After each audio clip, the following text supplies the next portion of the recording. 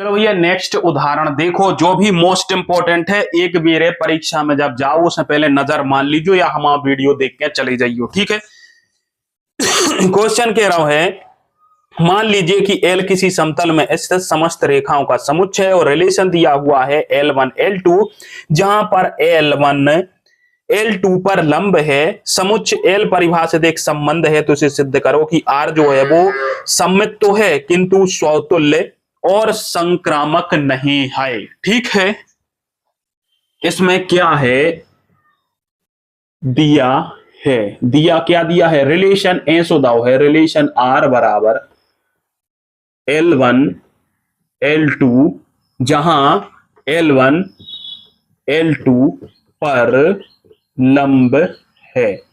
L1 L2 पर लंब है, इसका मतलब है L1 और L2 के बीच में 90 डिग्री का कोण है। इधर से समझो, ये L1 मान लिया अपन ने, ये मान लो L2, ठीक है। ये 90 डिग्री का कोण बन गया। इधर से रिलेशन ये बोल रहा है कि L1 और L2 इस प्रकार है, जहां पर L1 L2 पर लंब है, ठीक है। L1 जो है लंब 90 डिग्री का कोण बना रही है, जो दाव है।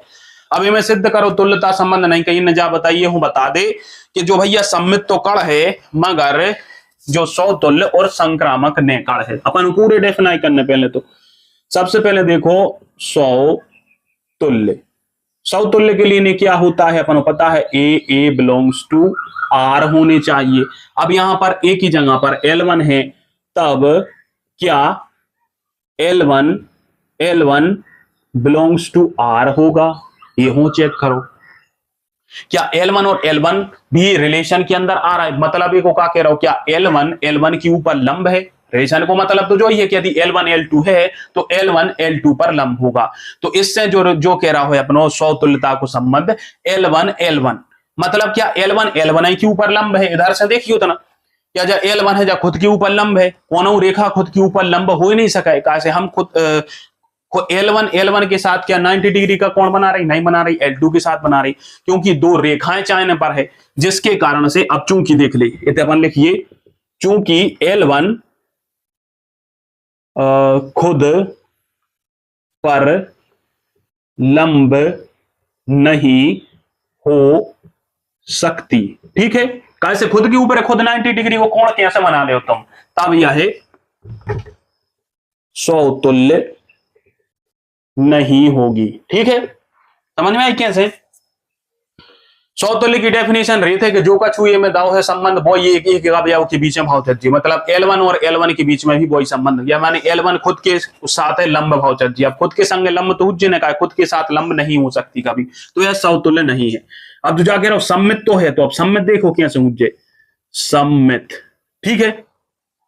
सम्मित की डेफिनेशन क्या रही थी, सब लिखियो जैसे हम लिखत जा रहे हैं। सम्मित में रही थे यदि a b belongs to R है तो b a belongs to R होना चाहिए, मतलब ए और बी में रिलेशन है तो वो ही रिलेशन बी और ए में भावचर्य जो के थे। तो ए के हिसाब से अपन बन है कि यदि L1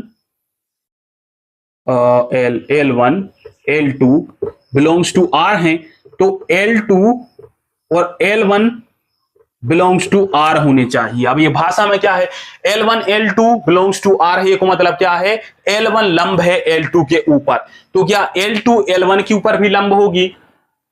L2 L1 के ऊपर भी लंब होगी।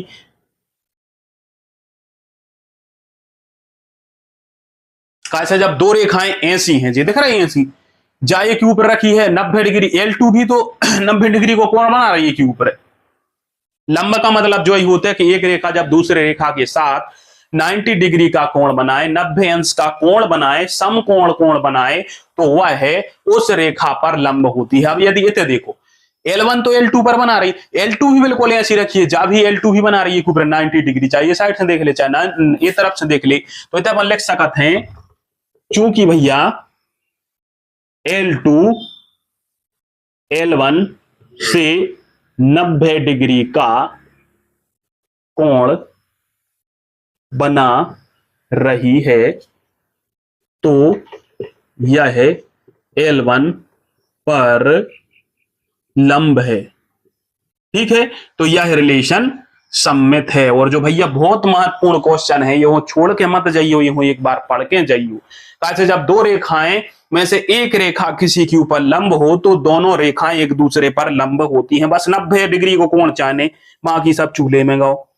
90 डिग्री को कोण है दो ही रेखाओं के बीच में, तो वही लंब कहानी। अब देखो भैया संक्रामक, थोड़ा मिटा देते हैं का संक्रामक लंबो चौड़ो रीत है खेल।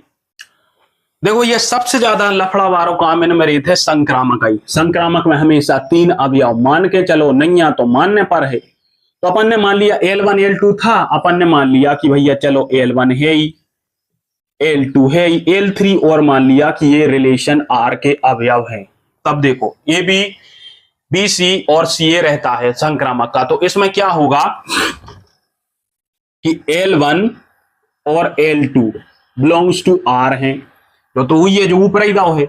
फिर L2 और L3 एक दूसरे पे लंब है, माने L2 L3 पे लंब है, जो भी हो सकत है। का नहीं हो सकेगा जब L1 L2 L2 जो भी अपन हो सकत है, ये से का से दो रेखाएं हैं 90 डिग्री को कोण बना रहे होंगे L2 के साथ, तो जो का है लंब हो गई। तो क्या अब देखो जैसे L1 L3 पर भी लंब होगी, ये जो ये को चेक करो। अब ये हो ऐसा तो तुम्हें भीजा में घुसने नहीं है, हम समझा के बता रहे हैं तुम्हें। देखो जो डायग्राम हमने तुम बनाओ तो इतना बना लिया अच्छे से डायग्राम, ठीक है। जा है भैया L1, जा है भैया L2, जा है L1, जा हो गई L2, ठीक है। जा बन रहा हूं 90 डिग्री को कोण। अब देखो L2 पे L3 लंब है, तो जाए ऐसे ऐसी खींच दे, चाहे खींच ली, ये तो बराबर ही।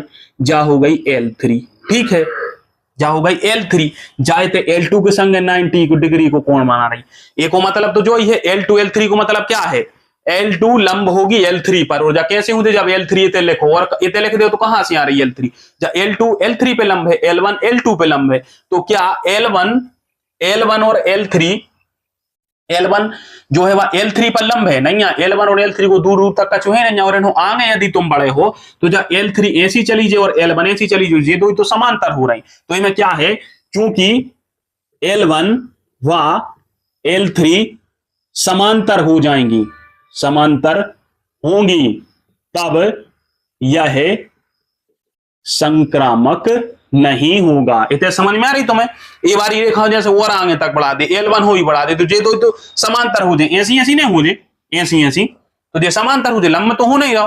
तो यदि AB और BC तुम्हारे सिद्ध हैं, तो क्या AC सिद्ध हो रहा हो? भैया बिल्कुल नहीं हो रहा हो, क्योंकि L1 और L3 जो है वे आगे चल के यदि आगे बड़े हो तो ये समांतर रेखाएं हैं, ये काहे एक दूसरे पे लंब नहीं, जिसके कारण से यह जो संबंध है जैसा कि दे रखा है कि सम्मित तो है भैया, मगर जो संक्रामक और समतुल्य नहीं है। मोस्ट इंपोर्टेंट क्वेश्चन है, इसको एक बार ढंग से पढ़ के जरूर जाना। उदाहरण के साथ हमने समझा दिया L1 L2 किस प्रकार से एक दूसरे पर लंब है, ये संक्रामक में ऐसा डायग्राम बनेगा। लास्ट में रेखा यदि बड़े हो तो L1 और L3 एक दूसरे के समांतर हो जाए, समांतर का मतलब एक ही दिशा में एक साथ बढ़ रही हैं, एक ही बराबर दूरी पर, ठीक है।